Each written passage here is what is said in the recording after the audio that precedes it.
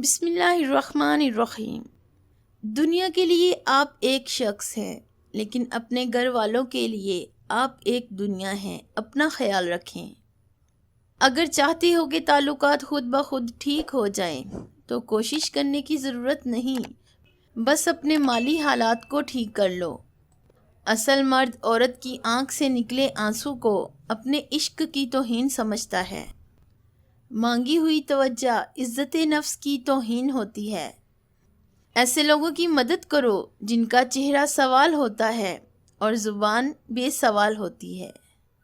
دنیا والے سب لوگ خوبصورت ہیں، بدصورتی بس ہمارے رویوں اور سوچ میں ہے۔